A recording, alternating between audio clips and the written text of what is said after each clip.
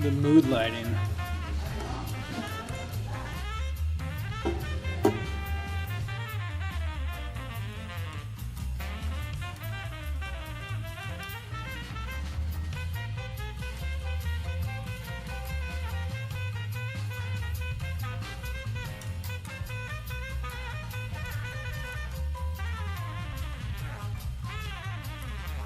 All right.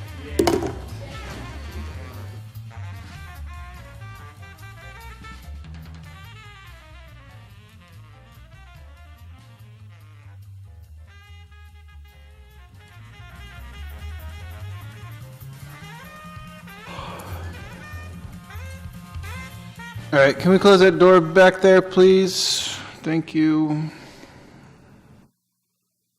Jamie, you can close that door, please.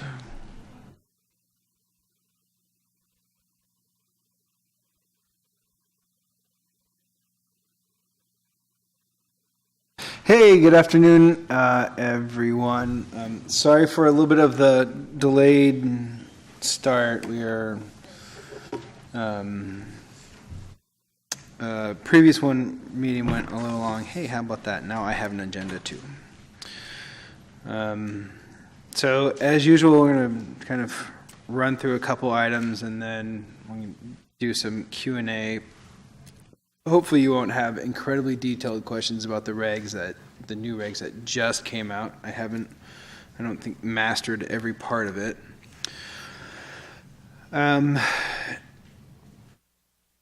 Applications really have continued to kind of just barely trickle in. Those numbers have kind of slowly changed over the last couple weeks and months, but this is kind of where we're at overall.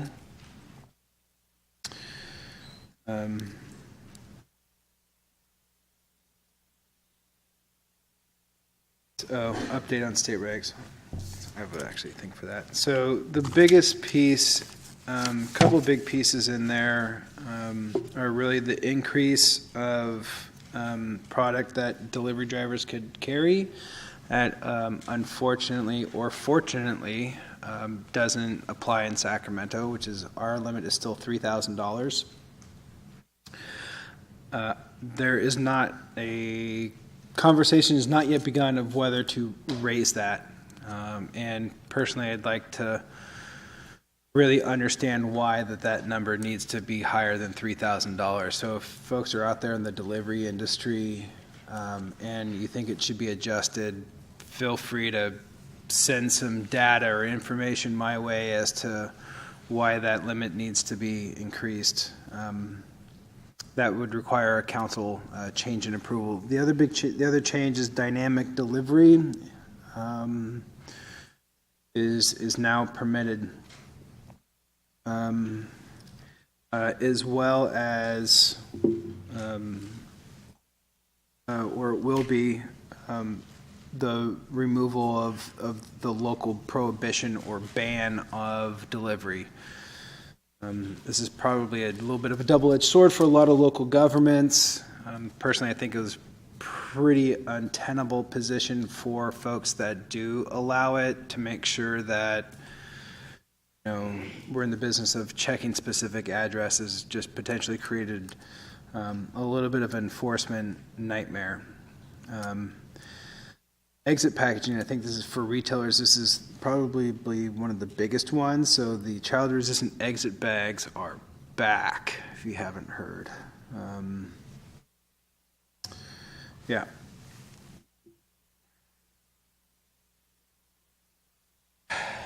Building plans. Please, I don't know how many times I can say this. If you are in the process, you've obtained your conditional use permit, please submit your building plans. If you're a registered cultivator, you've already gotten a letter from me telling you that you have needed to submit them already. We have established a list. We have gone out and done a preliminary inspection of all of these facilities. We are going back through them with building inspectors, and folks are going to get a variety of potential letters that are going to range from, hey, fix this, and fix it in a hurry to you need to stop and you need to stop now. And once you get that cease and desist letter, it's probably going to be accompanied with the red tag on the building from the building department. Getting back to being operational is going to be,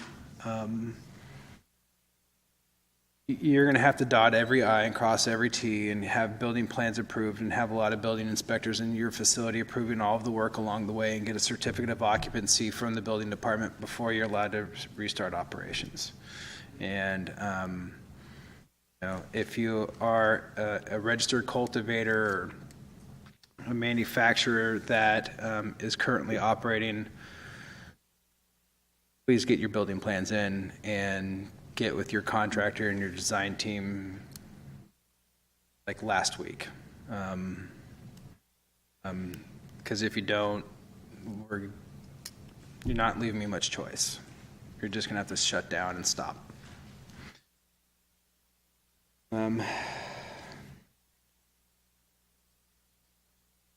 Shared manufacturing, I think we covered this last month. Didn't we? Shared manufacturing.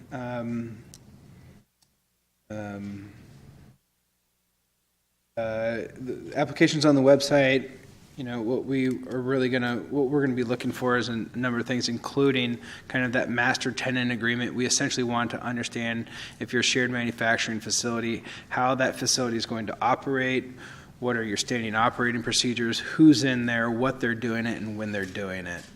So that's for our inspectors. So when they come in at Tuesday at 3 o'clock, they're expecting to see, Dave making cookies and not, Katie making a brownie.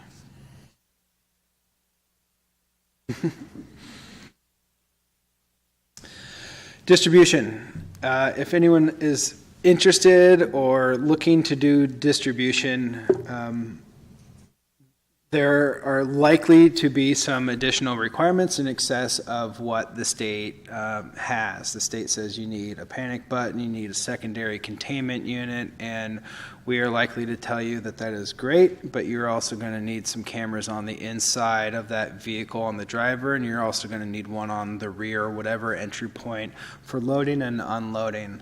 We're also going to want the ability for that to be live monitored. Is anyone in here in the distribution business or thinking about it? 1, 2, 3. So 4, 5. All right, 6, maybe a few more. What's after this? So metal cage or secured containers bolted to the inside, but the cameras. Distribution along with delivery are probably the point or parts of the industry that quite literally keep me awake at night. It gives a great deal of concern. This is when distribution goes wrong, it's going to be front page of the Bee and it's going to be on every channel.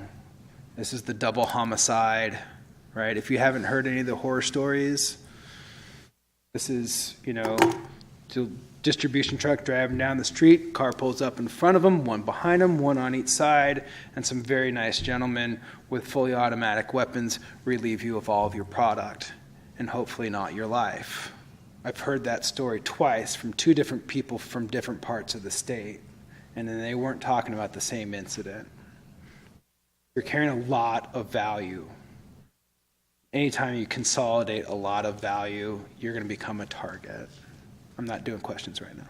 Sorry. So security is going to be, we're going to have a higher threshold and higher standard than the state.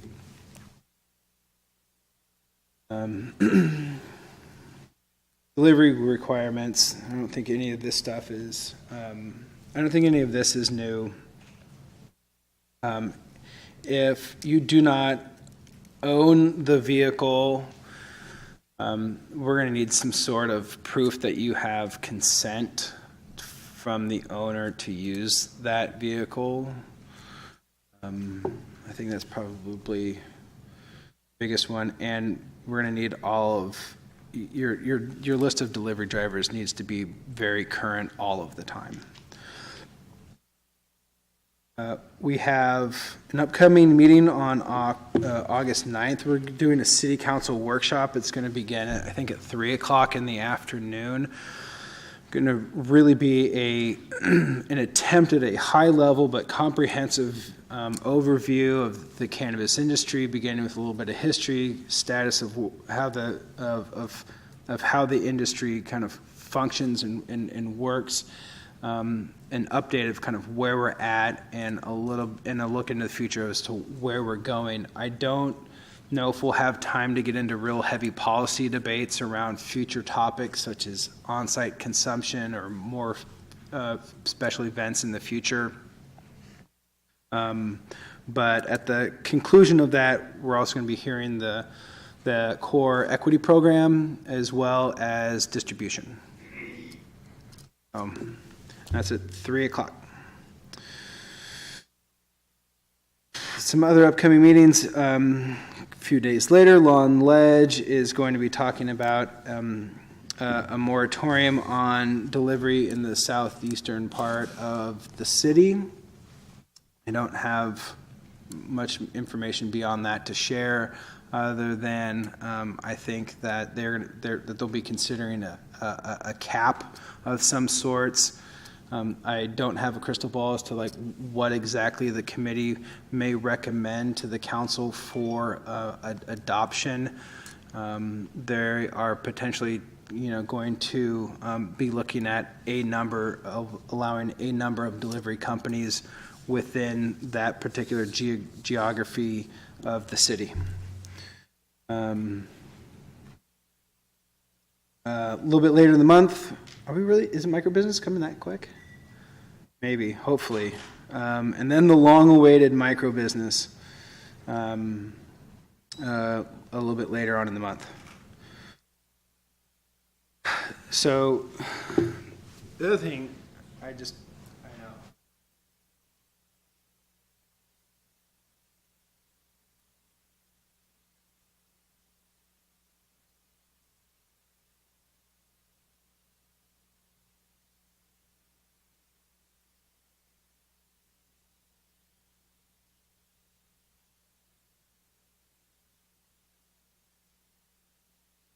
When you went outside that wire, that just being you,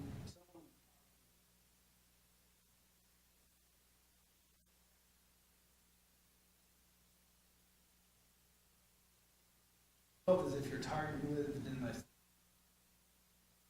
myself were just.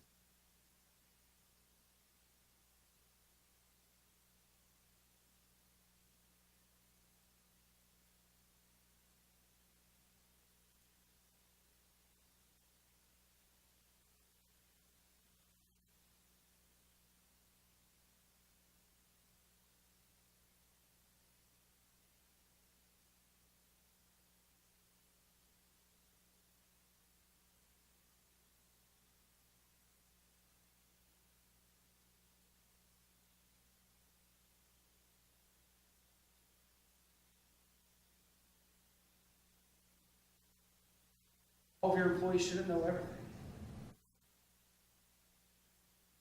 All shouldn't know the codes.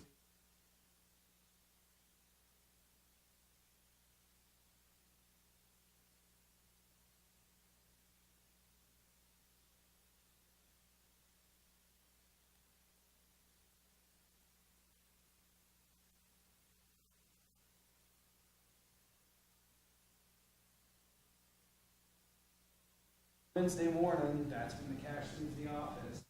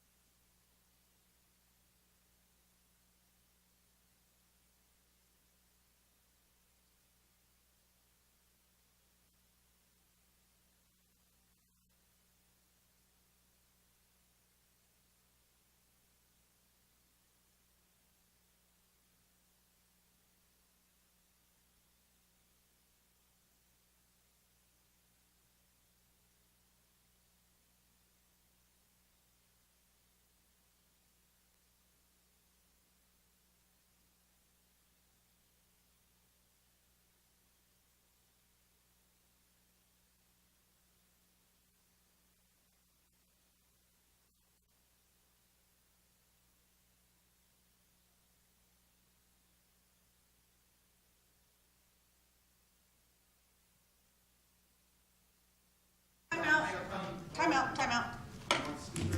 We have to be.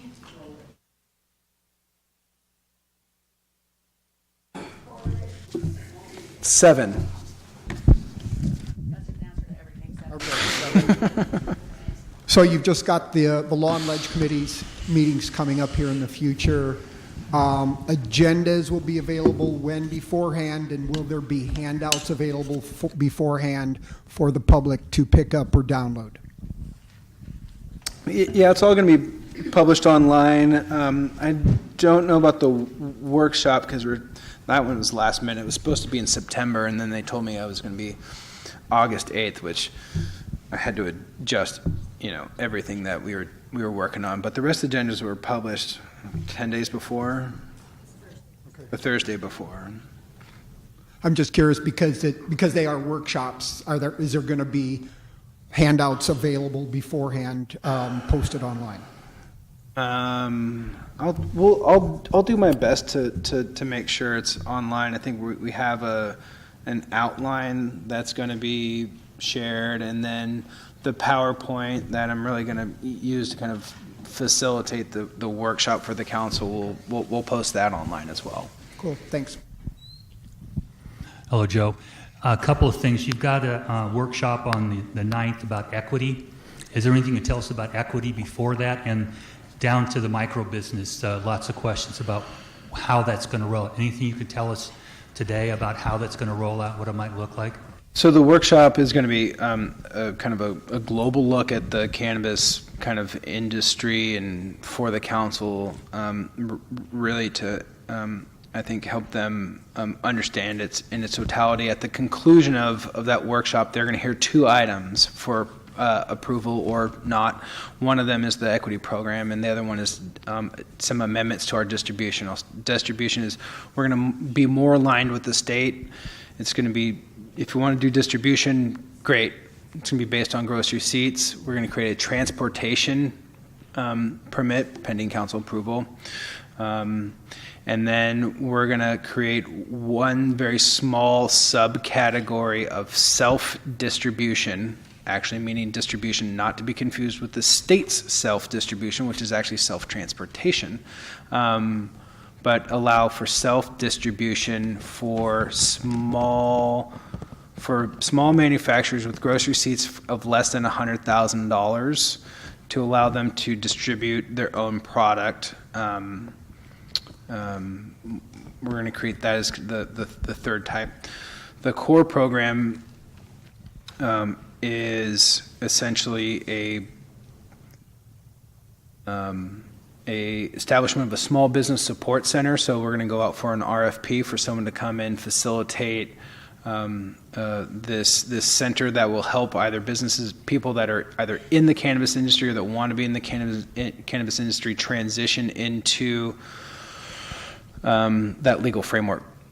The eligibility criteria that we are using, which is based off of an analysis of arrest data, is either persons arrested of a cannabis-related crime in Sacramento between the years 1980 and 2010, or an immediate family member of that person, or a person who resided within zip codes which were disproportionately policed during that same time frame. And so we looked at our crime data and identified, I think, 7 zip codes, something along there. So again, having been arrested for a cannabis-related crime or family member, or having resided in one of those zip codes that was disproportionately policed.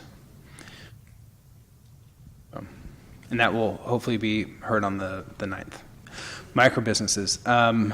I don't have much to comment on it than micro businesses, other than we're hopefully going to continue to move forward. I know that there's a lot of demand for that to create some efficiencies within these kind of smaller producers that are doing multiple activities.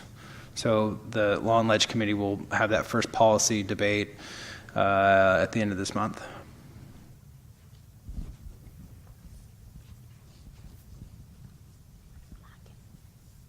Hi, how's it going, Joe? Good.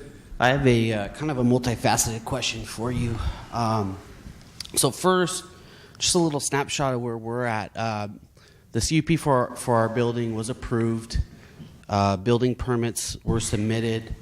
Our BOP is in. All the required paperwork's turned in. It's kind of just pending from the last word that we've heard. For the BCC, our temporary application is turned in. All the required paperwork's turned in. The word that, I know you don't deal with BCC, but the word we're hearing from them is since construction has not started yet, the temporary won't be issued. We have to wait until construction is done. Problem being, we know a lot of delivery services who receive temporaries who are not operating out of their building. So they were able to get the jump on that temporary start. They were able to receive funding, start their business plan and all of that. I guess my question is, out of the 28 temporary licenses that were issued, 22 are set to expire in October. In order to get the renewal per the BCC, you need local jurisdiction approval. That would be you. Are you going to approve these if their full BOPs aren't approved, meaning they didn't get all the departmental checks? Yeah. So here's the challenge with delivery. We did a registry similar to what we did for cultivation. And it was a bit blind, right? I mean, the timing was such that it was tight. The challenge that I think that I'll say the we, not meaning just the city, are going to have is what we found. When we went to a cultivation facility, they were growing plants inside, right? When we showed up to inspect some of these delivery companies, it's a vacant shell. And so they're not operating out of there, which was kind of one of the things that issuing of that temporary or that temporary local authorization was predicated on. And so I can't say definitively like this is exactly how it's going to go down. I'm still trying to understand kind of the timing of all of this, but it's going to be hugely problematic for the folks that weren't operating out of those businesses, out of those commercial sites, because that's what our belief was, right? Similar to the cultivation. Similarly to cultivation, if you said, hey, I'm growing over here, and you registered this site, and we show up there and it's empty, and you're like, sorry, I'm actually doing it over here. Well, we didn't say, well, that's cool, so over there's cool too, right? It didn't work like that. Yeah, it's definitely disadvantageous, knowing that some of these guys, they're operating out of homes. We're doing everything right. Yeah. We're doing it the right way. And these guys are getting a jump on the market, grabbing more market share, receiving funding. And, we're hearing, so sorry, the goalpost has moved. We can't give you a temporary. And, it is what it is, but everything is just pending for us. It's 4 to 8 weeks before construction can start. Yeah. No, I hear you, and it's those folks that aren't operating out of those buildings are, well, there's a potential, I'll just say, significant hiccup coming. I don't know how to put it any more simpler than that. Like if you told us you were doing it out of this space, but you're really doing it out of your home, you know what? Maybe you should stop doing it out of your home. Please, right? Do everybody a favor. Maybe you should stop operating illegally. And that means working out of your home. And I know you're enforcing illegal deliveries outright, but are you enforcing any of these who aren't operating out of their location? We're working through that list, and that's what we're trying. That's what we're working through to ascertain is the accuracy of all of that information, and then how does that, what's the interface between their expiration of their temporary permit? Because the states, it's not just us that you're going to run afoul with. If there's delivery folks in here that are that have an application in for a CUP or a BOP, but you're not working out of there, it's not just the city of Sacramento that you're about to have a big problem with, it's the state, right? So when the state shows up and you're like, hey, empty building, what's going on? Not delivery, right? So, receiving some sort of extension on those temporary permits is, right now, I'll just say, going to be certainly evaluated on a case-by-case basis as to like the particulars, but it's going to be really hard to grant those. So just to narrow down this question, then you will not give local jurisdiction approval for their renewal if they're not operating correctly out of their location. Well, if I show, yes, correct. If we go to a building and it's empty, you're not operating, and therefore you don't need a permit because you're not operating. Okay. And then just the last question, quick question here. Is there anything in the works?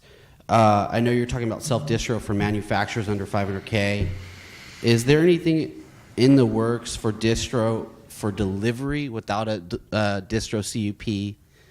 Anything like that where you can still use your delivery CUP and apply for a separate business operating permit for distro, or is that you're only exploring that option? You would just need a distribution license, and it's going to be tiered based on gross receipts. So you don't need to get the whole new CUP for. You would you would distribution falls under the production CUP and delivery falls under the retail CUP. So it is a second conditional use permit. So nothing in the works to kind of combine those two conditions? I don't believe that will occur. I don't think that they'll, no. Okay. Yes, my question is, are you going to be opening up any more cannabis zoning? Any more cannabis? Zoning? One more time? Zoning. No, so we have zoning designations that have been identified as appropriate, not geography, right? So there's not been a discussion to broaden the appropriate zoned properties that could potentially do a commercial cannabis business. And I don't anticipate that discussion happening. So the So- answer is no. Answer is no. Thank you.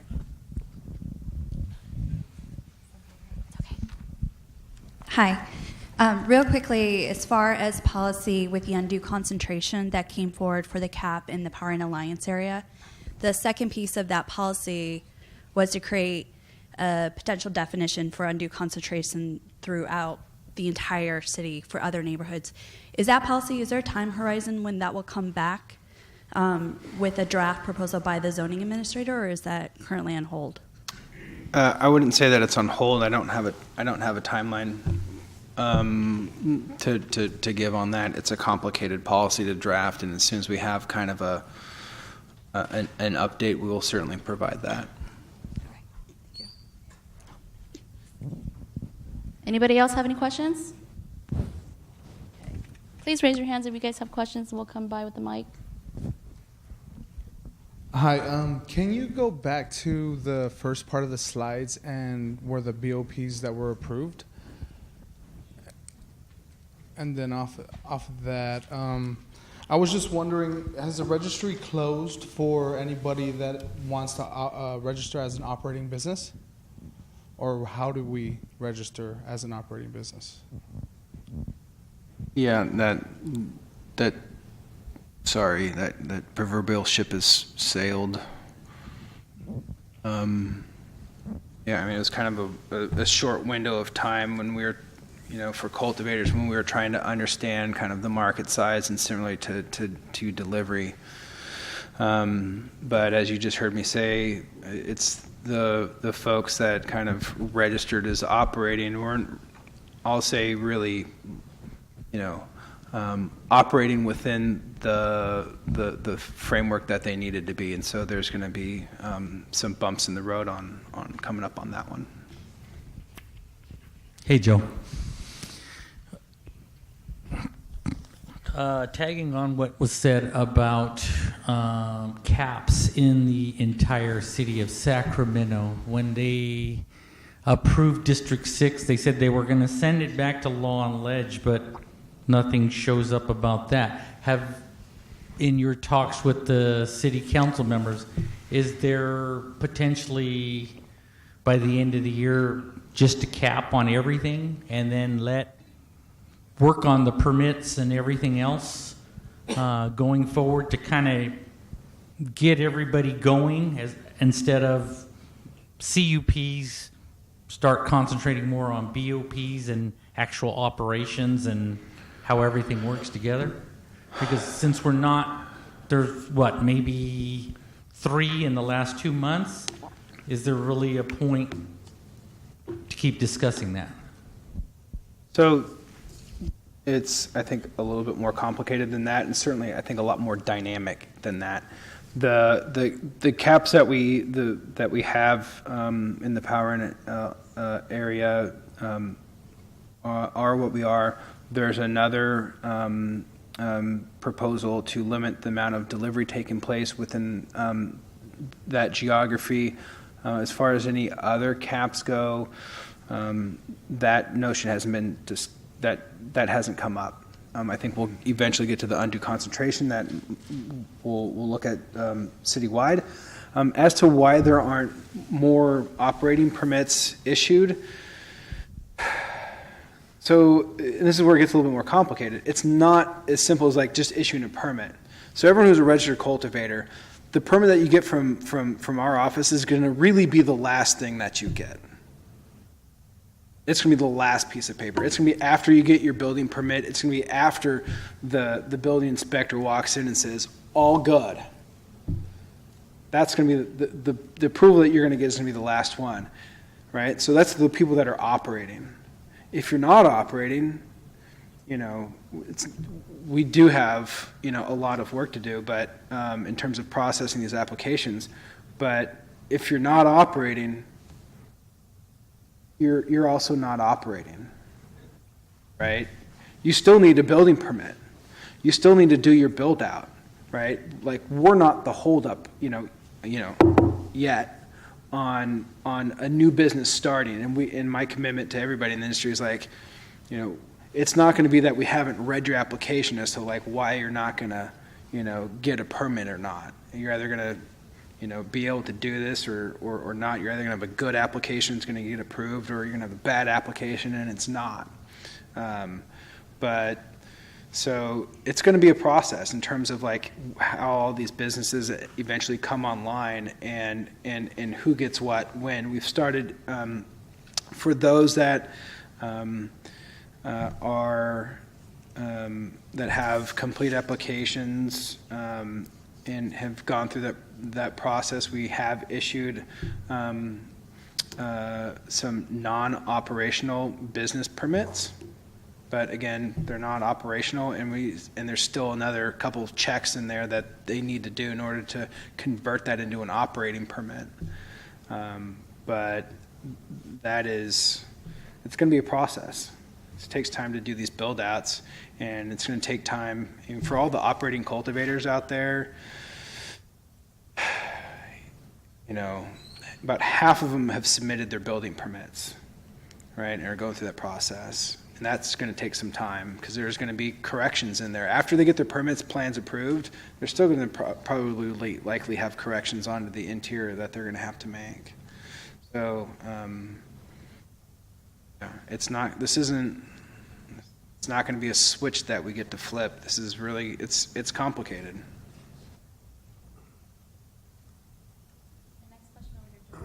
Hey, Joe. So there was no pre-registration program for manufacturing or distribution. The company I work for, we just submitted applications for manufacturing and distribution. And we have a approved CUP for a production CUP. And we're trying to move forward with our state licensing. Are you guys going to approve the state temp license for distribution manufacturing since there wasn't a pre-registration for either one of those things? I think I need a little bit more information, but I think the answer to that is, there's going to be some conditions that go along Okay. with it. I mean, we have existing manufacturers in the city that we've had for years. Right. And we've gone through and inspected those applications that we've received and identified kind of who was operating and who is not as it relates to manufacturing. For distribution, we're treating that as if it's a new business, and if you need to make 10 improvements, you're going to have to get that building permit and make all of those necessary improvements. I mean, I think fortunately for distribution, it doesn't necessarily require, most of the improvements that need to be made are security related. You're not, unless you're doing like a whole new interior build out. Right. The TIs for those are pretty simple. A lot of times too, like the building we have needs very little improvement. Needs mostly security upgrades. Right. So those can be done, pretty quickly. Thanks. Different question, line. I have a client who's interested in finding a location for a test facility. Is it the same guidelines as everything else, C2, C4, M1, M2? I believe Since it doesn't need a CUP? I believe you're correct. Off the top of my head, I mean, in the zoning code, but I think you're correct. I mean, off the top of my head, I think there's a limitation of square foot to 6,400 square feet within a C2 zone. Other than that, I think you're good. Okay, thank you.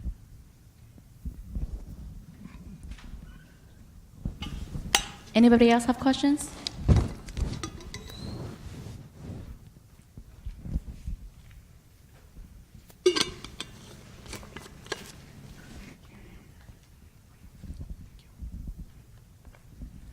Hey, Joe.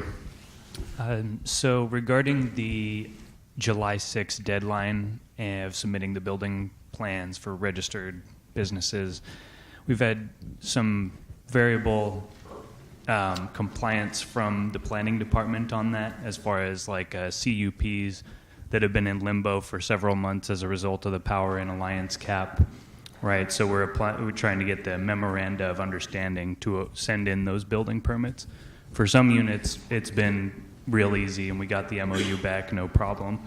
For others, we've basically been kind of held up by the planning department for 3 weeks now, just waiting for the MOU to submit the building permits, which we've had ready since the beginning of the month.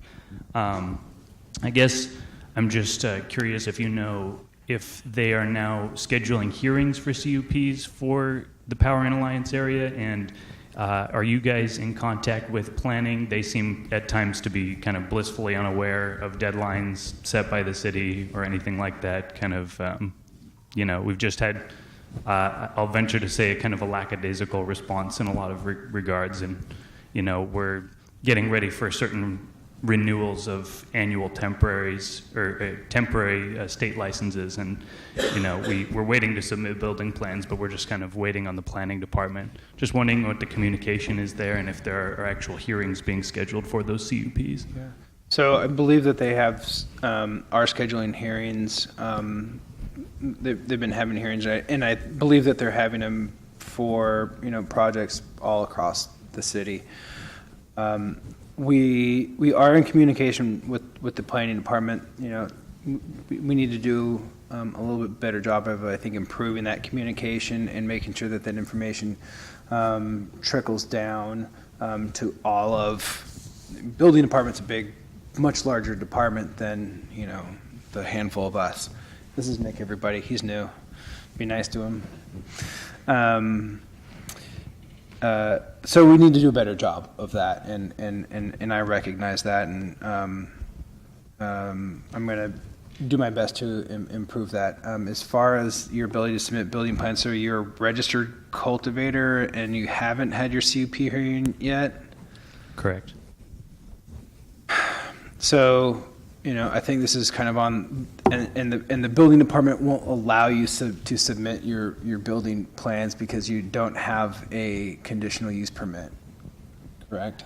Yeah, and at least because it hasn't been, we need the memoranda of understanding, which just says we can review both at the same time. They won't give us that document for nebulous reasons on their end, which we're trying to clarify. But So I guess in this particular case, what I would say is, an explanation, make sure that we have it in writing as to like your particular status. And, ultimately what we are looking for is what I would describe as kind of swift movement towards compliance, right?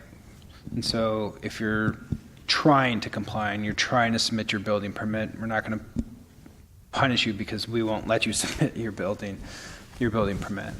That's not to say that, when fire walks through, they're not going to put you on fire watch because you've got major life safety things. But if you're on fire watch, you'd know it because fire's been through all of the buildings right now. So just make sure, we know that and you're talking to us. for sure, we've documented all that, but just wanted to throw that out, make sure that you guys are aware of that on your end. So thank you.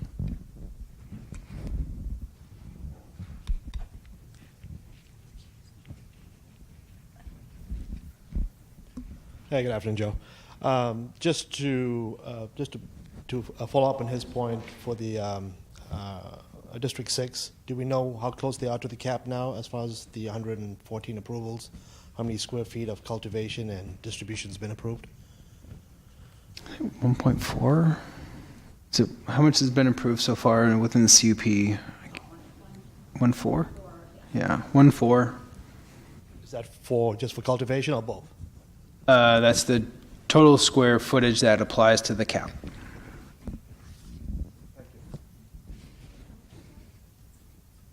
It's updated on our webpage too. Cannabis, citysacramento.org/cannabis. If you look on the CUP page at the very bottom. A dollar figure, yeah. I want to say 1.433. I don't.